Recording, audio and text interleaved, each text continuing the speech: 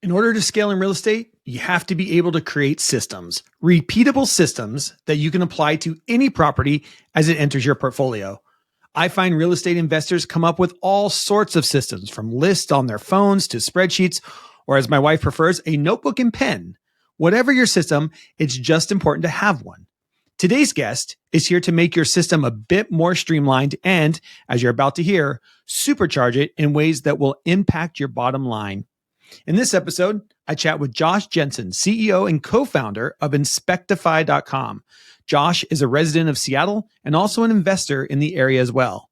Today, we talk about Inspectify.com, the idea behind the platform, and how it can be tailored to investors in supporting your business.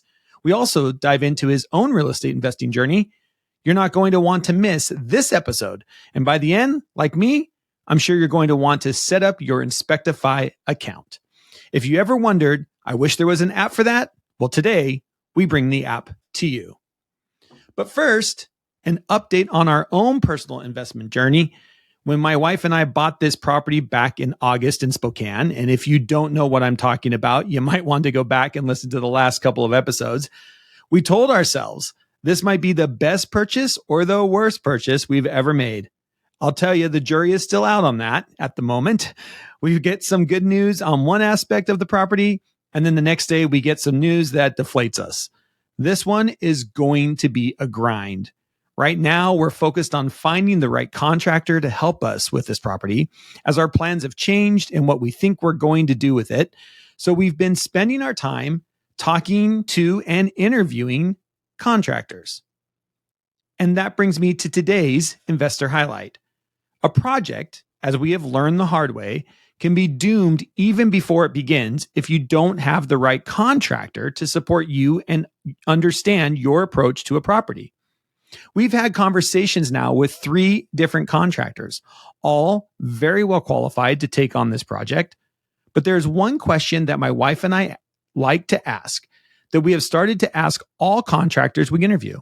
It's a simple question, really, and one that can tell you a lot. The question is simply, does this project excite you? It's a simple question that can save you time and energy later on. If a project doesn't excite you, that's okay. Just let me know up front. And in fact, we've had contractors who have told us that this current project doesn't really excite them, which is fine. We just need to know before we get started, before we're 4 months in and the relationship starts to fall apart because they're not excited about the project to begin with. No hard feelings. And we'll go back to those contractors for future projects. I just appreciate their honesty. You can even hear it in their voices. If you listen closely, you can tell if a contractor is into the project or if it's just another project.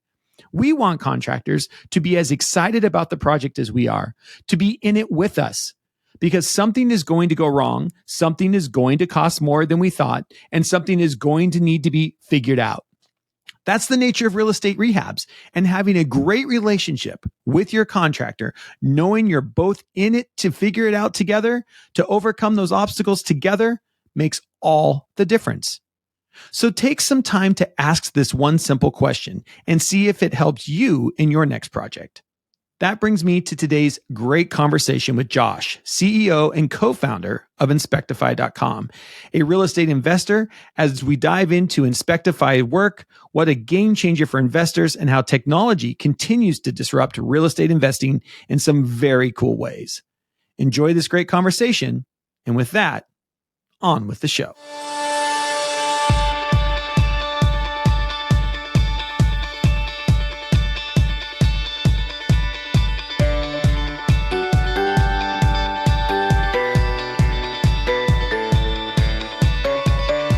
All right, welcome back to the Washington State Real Estate Investing Podcast. I'm so excited to have Josh Jensen with me here today. This is going to be a great one. An investor, entrepreneur, so many things. I feel like we have so many things in common. I'm pumped to get in and talk about this with you today.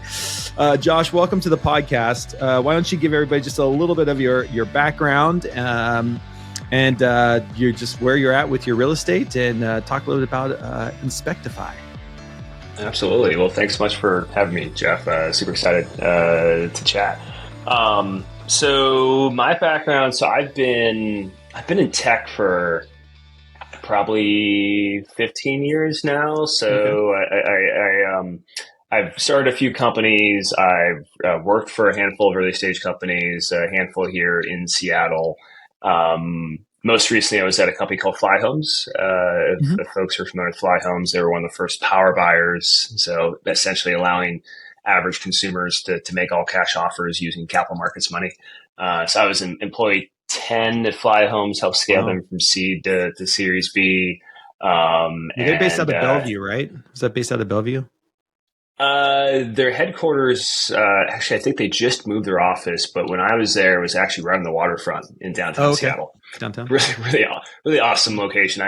They definitely hedged the development of downtown, because when they got the lease, it was before they took down the aqueduct.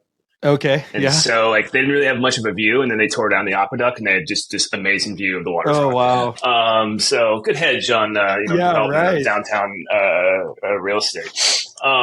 But yeah, I mean, I was there for almost 2 years, did everything from brokerage operations, mortgage ops, title and escrow. And then obviously most fitting to my current company, I oversaw the inspection process. So, at the time we were basically helping average consumers make all cash offers using a $100 million line of debt through Goldman. And so I kind of had two masters, right? We're doing inspections for your first time home buyer, that it's a very emotional, feel comfortable with this home. And then capital markets, where it's like a binary 0-1, like is it risk or is it not risk, right? So good foray in inspections. But the other part of my background, and obviously pretty fitting for this podcast, is I've been pretty active in real estate for just basically the same amount of time. I bought my first house right out of undergrad in 2011, actually. Okay. And did what is now called house hacking. I guess that's what's called now by the kids, I suppose. I bought that house. I rented. I fixed and flipped. Sold it. Went to grad school, and so used the proceeds to pay for business school. Awesome. Did the same thing in Boston, which is where I went to grad school. My wife and I fixed and flipped a couple homes there, and then made our way out in Seattle in 2016. And probably over the last 10 years, we've probably fixed and flipped over 50 properties across the country. And we've kind of just done it wherever we move to. We just buy a house and flip it while we're there. And, today we have, 6 properties here in Seattle that we actively manage. And we're doing less fix and flip, more, fix, value add, and then cash flow is what we're focused on. It happens when you get older. We did the same thing. All of a sudden you get older, you're like, man, my back just hurts a little bit more. The fix and flips aren't nearly as fun as they used to be. Maybe we'll just hold them. Fix them and hold them. Yeah. It's funny. So my wife runs our family office full time now. So she does all of our real estate development, and she's like, "Oh, we need to flip another one. We need to get some cash so we can redeploy it." I was like, "I'm so exhausted. It's just cash flow." This is cash flow. Just let's cash flow for a little bit here, honey. You sound like us. Yeah, for sure. That's great. Yeah, absolutely. I do think there is a part of it though that is a stage of life. Like to your point, even like you can house hack. When you're younger. And I interviewed, Julia not that long ago, last couple episodes ago, and she's young 20-something, and her and her fiance are house hacking. I'm like, that's perfect. Go and do that. At 47, I'm not going to house hack. I'm just not, it's stages of life. Yeah. Well, it's interesting. Like it's funny. My background, I grew up in Iowa, like small town. I grew up on a farm in Iowa, and folks probably already understand this, but most farms are profitable because they have a lot of kids and it's free labor. Yes. And so I was no different, right? I just age of 5, I was working the farm. And so that mentality we've kind of brought into, we've got 3 kids at home. We've got a 6-year-old, a 5-year-old, and a 1.5-year-old. And kind of our investment strategy for our properties has transitioned, to transition from less fix and flip to long-term rentals. And now we're doing more and more short-term rentals. And so we're actually starting to get our kids involved where they're doing the turns, right? Get them down to do the cleans. Which, maybe it's child labor. I don't know. I don't think it's that bad. Like, build some character. Yeah. But it's something that I think is very fitting to my upbringing, where the family gets involved in the business and kind of supports it. So that's cool. I like that. Yeah. I love that. Well, let's talk a little let's talk about Inspectify a little bit. You talked about it came from out of your, so you're working for Fly Home, and you're just like, hey, wait a minute, there's something here. And so can we talk through that process and why do investors need to know about this product? Yeah. So, as I mentioned, I kind of had two masters, right? We had inspections needed for this consumer, which is very emotional almost in its decision, and then capital markets, Goldman, where it's like, is it risky or is it not risky? Yeah. And the reality is the underlying data needed to make both those decisions is the same. But the industry inspections are so fragmented, so unregulated, that it's nearly impossible for us at the Fly Homes at the time to be able to satisfy both needs. And add on top of that, at the time we were deploying capital in, I believe, 5 markets. And so I learned pretty quickly how painful it is to run inspections at any type of scale, right? And we weren't doing crazy scale at the time. Maybe 100 transactions a month is what we were doing. But I literally had a team of 5 people that just managed inspections. That's all they did. So non-dollar generating, just like this necessary evil. And it's like, man, if I could provide a mousetrap to make this easier, there's a lot of enterprise customers that would pay for this, right? But then the overarching vision of what we're building is we see a home inspection and all the different variants of that inspection as the most complex and comprehensive data set that exists on homes today. And if you can find a way, if you could build a mousetrap that can structure that data, there's a ton of efficiencies you can drive both within the real estate transaction, but also the life cycle of that asset. If you could just simply structure it and then leverage it throughout it. Sure. And so that was the kind of initial thesis. Obviously, as I mentioned before, I've been doing real estate investing for over a decade. So I've read my fair share of inspection reports. I've gone through that process more than the average consumer or even investor. And so, that tacit knowledge tied into it as well. But really what we sought out to fix to start is how do we just make the inspection, how do we make the underwriting, the diligence process easier at scale, right? Because if you're doing any type of volume across multiple markets, it is an absolute bear to manage that. And that's kind of what we started out building with Inspectify. That's really cool. And so as part of this, so kind of walk me through the process. I'm an investor. I've found a property. I'm under contract. I need to get an inspection done. What do I do? Yeah. So, there's really 2 components of Inspectify, what we've built. So one, we have the largest network of licensed home inspectors in the US on our platform. So we have about 4,000 inspectors on our platform across the country. And so what that translates down, to put it simply, is we can get to basically any home in the US in under 48 hours. And so if you're an optimistic investor and maybe you're deploying capital in other markets besides the market you live in, you've got a one-stop shop to say, hey, I'm going to look at investing in Alabama or Arkansas or the Midwest or the Southwest. You could come into Inspectify and boom, we can get there within a day or 2 and get your results back.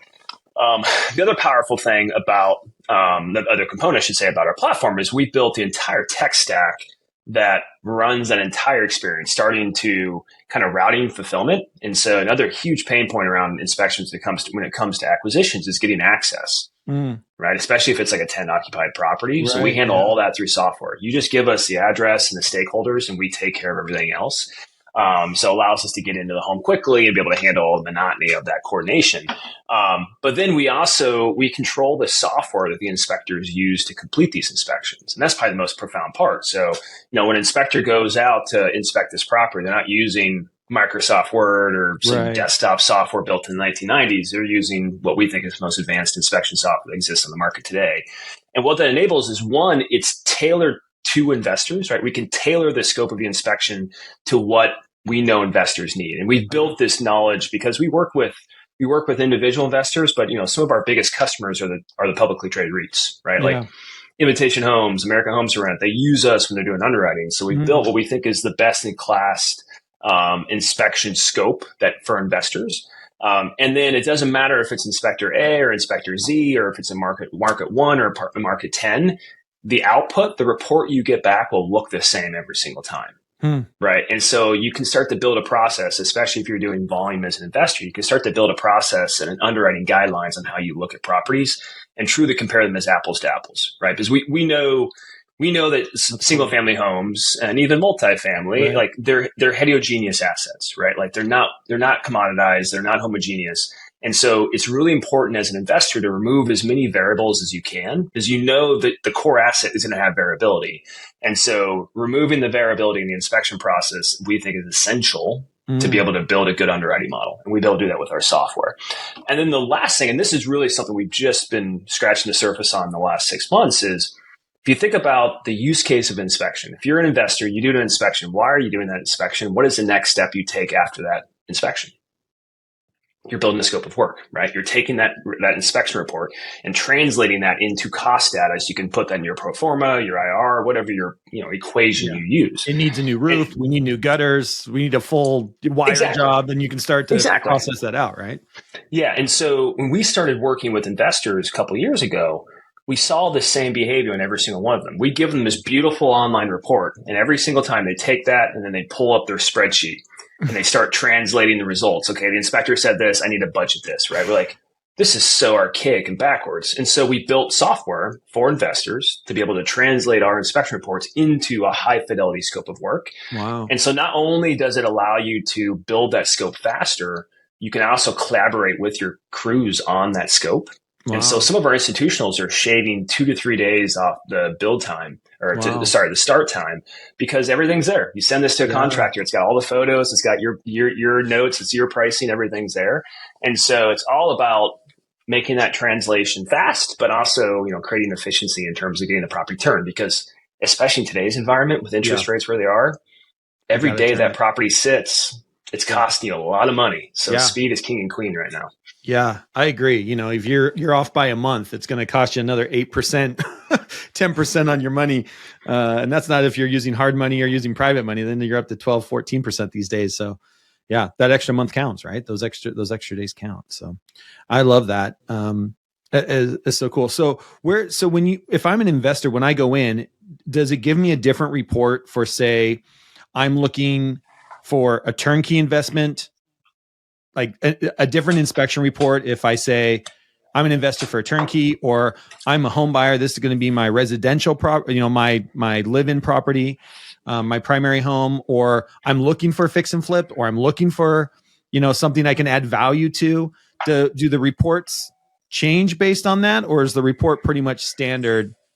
And then I would go in and decide what that looks like. I'm just wondering, do I get to say, I'm buying this property and I expect to put, I'm expecting that it's going to be a rehab, that I'm going to be putting some money into it. Does that change kind of the output I'm getting? Because I'm going to look for different things. Yeah. So we have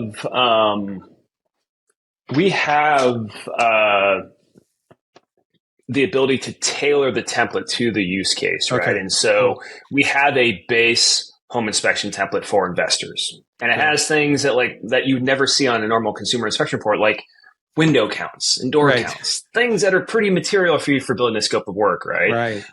And so you do have the ability to start with different base templates based upon what folks find, but you also have the ability to tailor that even further, right? Where you say, me as an investor, this is additional data, this is additional photos that I find pertinent and when I'm underwriting an asset, and we can tailor that and make it bespoke at the account level. Because when an investor comes to Inspectify, we have some that just go to inspectify.com and put an order in and book an inspection. But we are very much a B2B, an enterprise play business, where you can come, we do an onboarding, we get an account set up for you, and we can tailor that scope to fit what you need, to make sure we maximize the utility of the data that's being captured. Yeah. But to answer your question directly, yes, we have a base template for consumers, we have a base template for investors, and then we also do a ton of inspections that aren't necessarily a full-blown home inspection, right? We work with property managers. Whenever you have a tenant turn, we're doing move-in, move-outs, rent readies. Oh, wow. We're doing a lot of, not to make the podcast political, but a lot of blue states are starting to regulate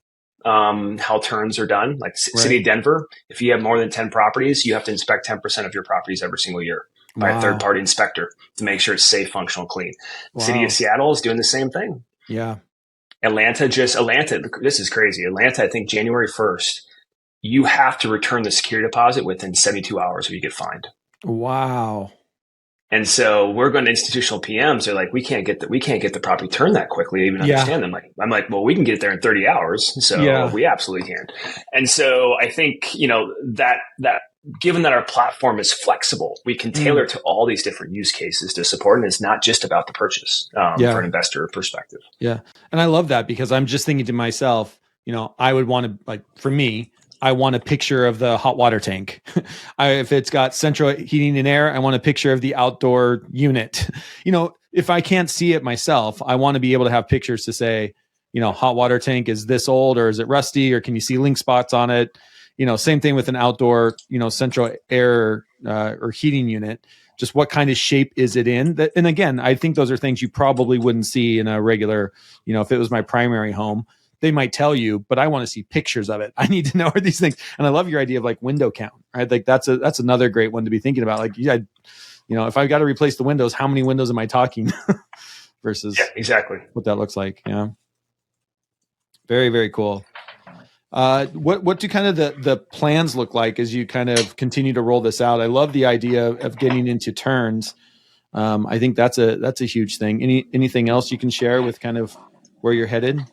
Yeah, I mean, if you think about, look, the elephant in the room is the current real estate market. It's very, very different now than it was 12 months ago, right? So, I mean, interest rates for 30-year fixed are now north of 8%, which, relatively speaking, is actually not that high, but comparative to like 2 years ago, a couple years ago, it's crazy, right? And so, if you think about our business, a year ago, 80% of our revenue was tied to real estate transaction, right? Working with institutional investors, individual investors, brokerages, and various, prop tech companies within the transaction. If you think about where we are today, it's inverted. About 20% of revenue is tied to the real estate transaction. The other 80% are tied to a much larger addressable market for us, which is, if you think about the entire life cycle of a single family home, the transaction is just one single small point of time that inspection is needed. But over that entire life cycle, there's hundreds, if not thousands of times where data is needed around the asset, and we can support that. And so we mentioned property management. Property management is a great one that's starting to expand. We're getting a really nice tailwind when it comes to what's going on with municipalities and regulation. We're also doing a ton with construction lenders. And so for investors here that are, taking advantage of like DSCRs or fix and flip loans, a lot of those private lenders are starting to use us to do the draw management process, right? Okay. So if you're doing multiple draws, we're going in with our licensed inspectors and providing a uniform data set. We're also doing a lot with insurance carriers. So if you're an investor and you've got a landlord insurance policy, you're typically your insurance carrier. If you use like a Steadily or an OB, they're doing an inspection to understand, the risk of that asset, and we can support that. And we're also doing, more with home service companies and utility companies from an energy efficiency perspective as well.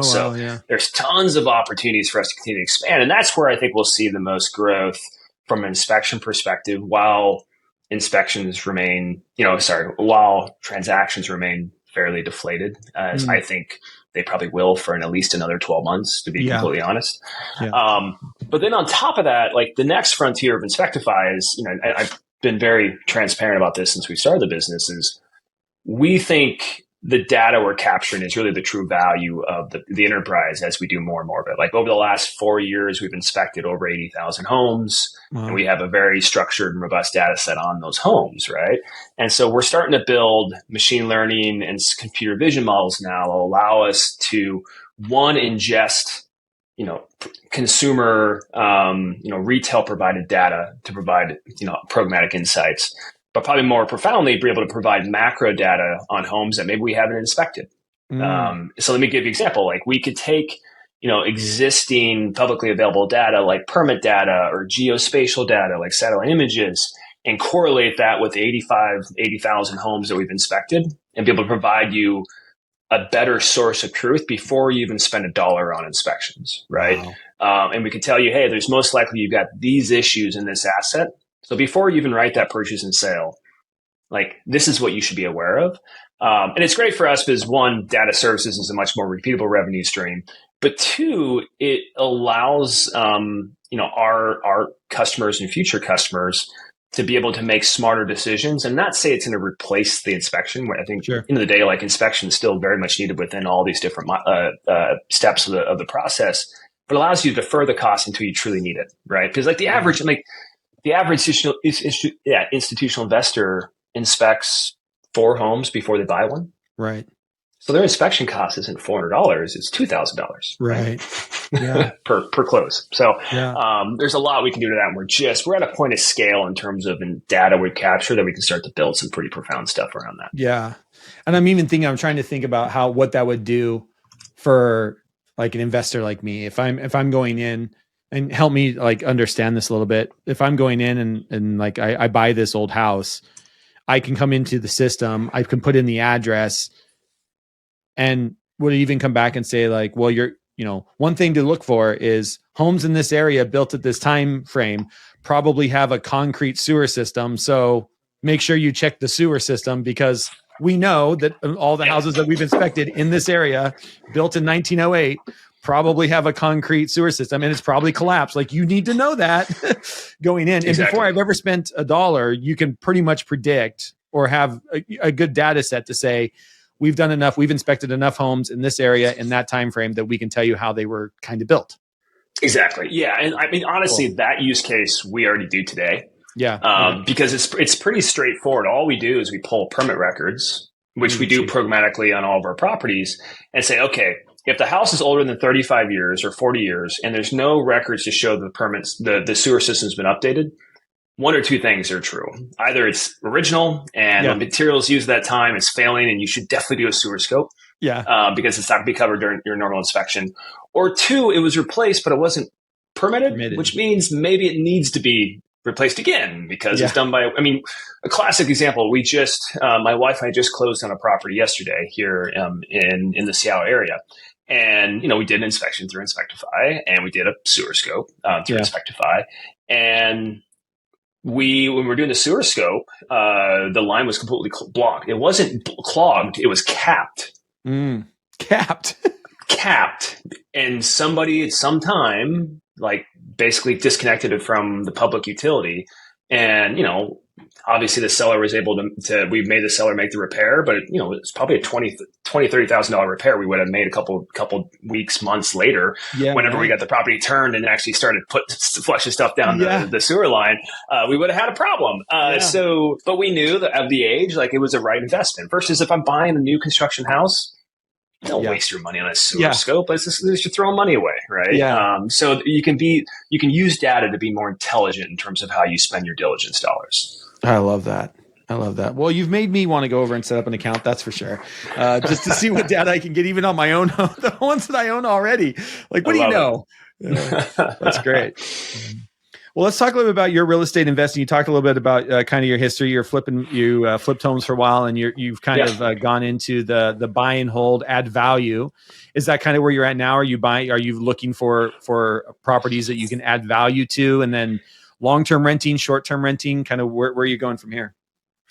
Yeah. So the tactic that so kind of going back to where we started with, why did we switch from fix to flip to, fix and hold? I think part of it is there's some truth of, like, I'm just getting tired and sick. But the irony is, like, even though it's fix and hold, I'm still fixing it, right? So and my wife's like, she loves to use me for electrical and plumbing work because I'm cheap and I know what I'm doing. So you can't beat zero for the price. But I think really the core reason why we've moved from fix and flip to fix and hold, and maybe I'm alone in this view, is like I don't expect home prices to go backwards. Like, materially, and everybody's like, oh, home price is going to decrease by 8% by year over year. They're going to end up by 3.5% to 4% by the time the year ends, right? And so, like, in a market where, like, in a market where you saw interest rates double, if not triple, and home prices still went up, like, I am obviously biased. I'm over-indexed, over-hedged on real estate, but I think it's by far the safest spots to park your money in the world. And so, we've seen this over and over where, like, we did a fix and flip, and then a year later the property was worth $100,000 more than we sold it for. It's like, why do we keep doing this? Like, it's kind of ridiculous.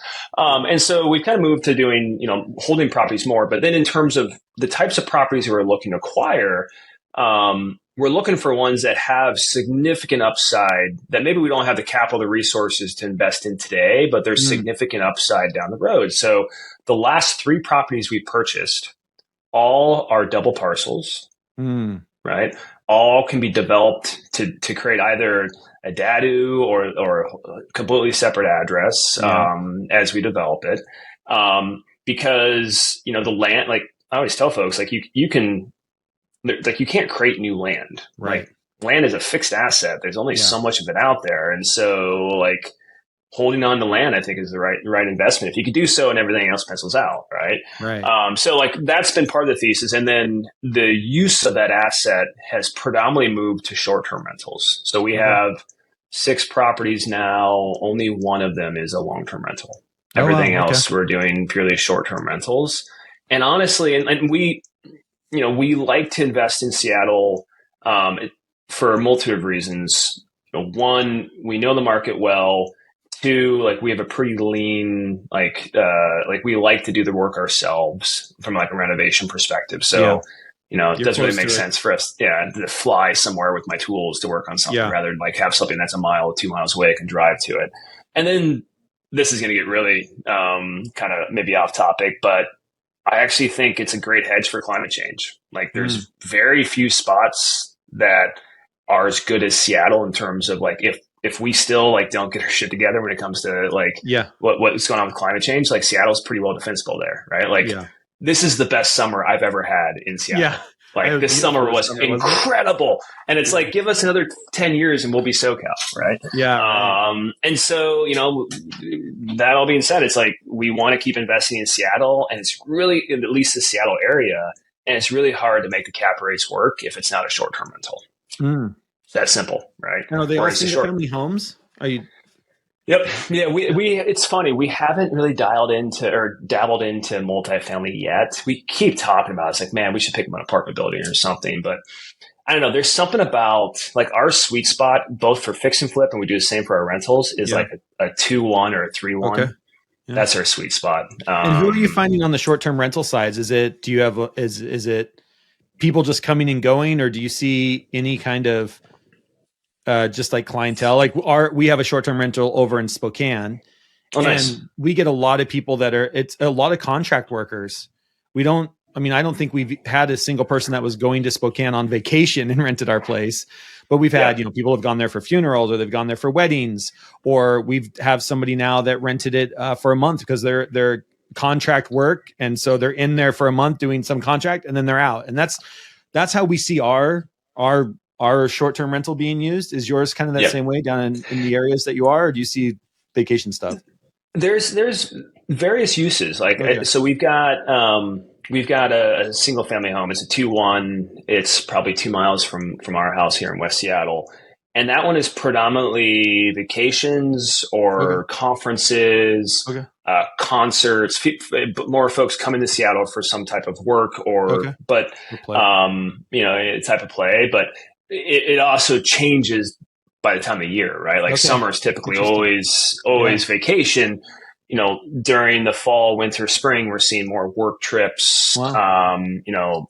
We also, it's interesting. You get such a mix of customers that come through. We have like probably every 2 months we get, like, I'm doing renovations in my house. I just need to get the hell out of my house and get a break. Yeah. So I'm gonna come here for 2 weeks, right? Yeah. So we get a lot of those. We get workers. Like we had a contractor that came in to work on the airport for like a month, and they just stayed at our place for months. So like, there's also this, I'm sure you probably talked about on your podcast, of like this emerging like segment of like midterm rentals, right? Where it's like, 1, 2, 3 month leases. And so we see a little bit of that as well. The one that's been really interesting, kind of the traveling nurses.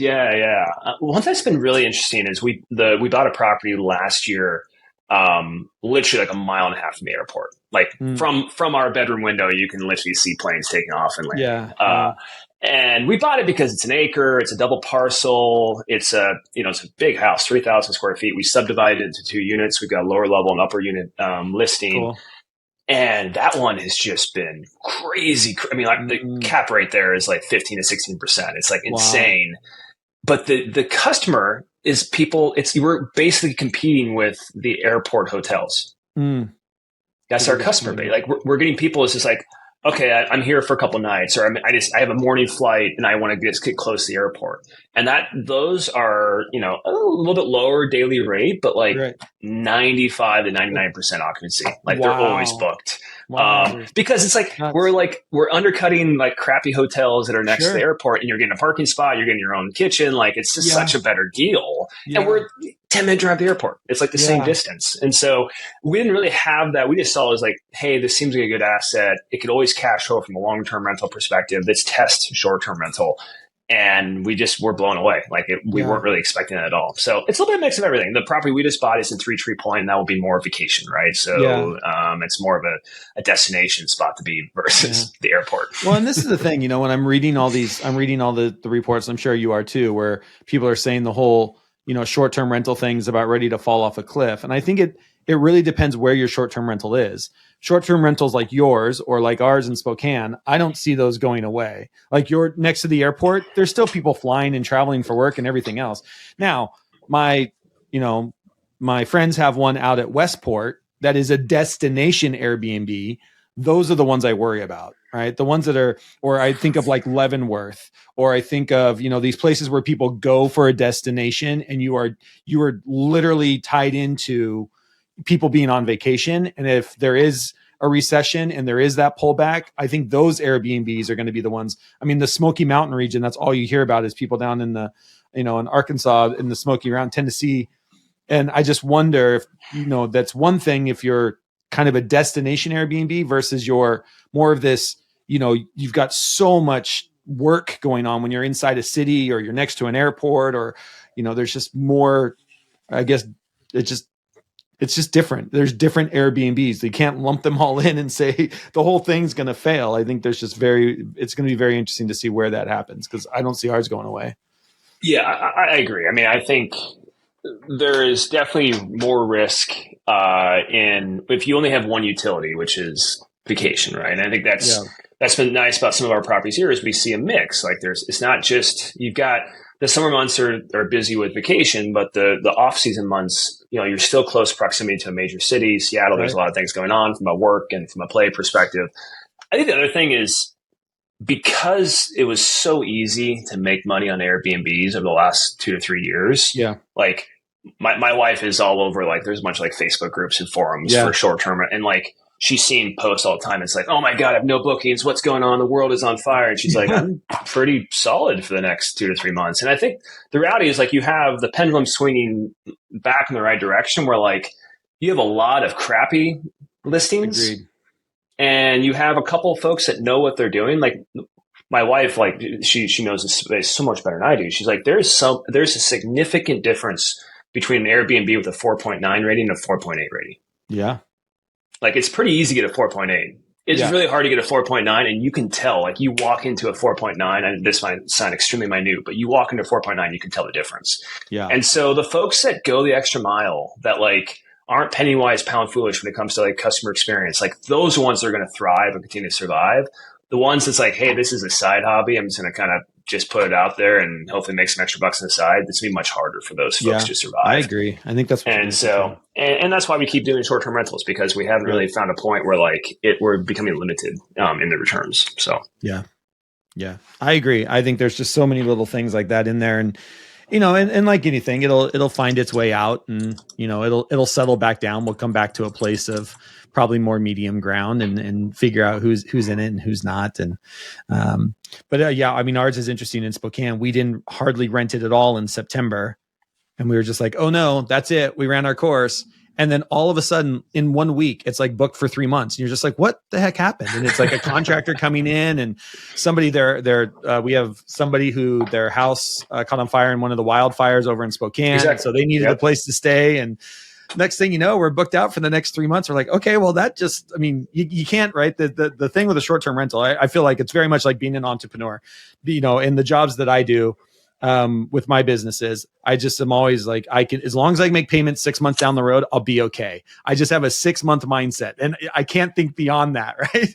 And so as long as I can just be like at 6 months, we're at 50%, 6 months, we're at 50%, you know, with our Airbnb, we'll be okay. You can't look at it on a day to day. Otherwise you'll drive yourself nuts.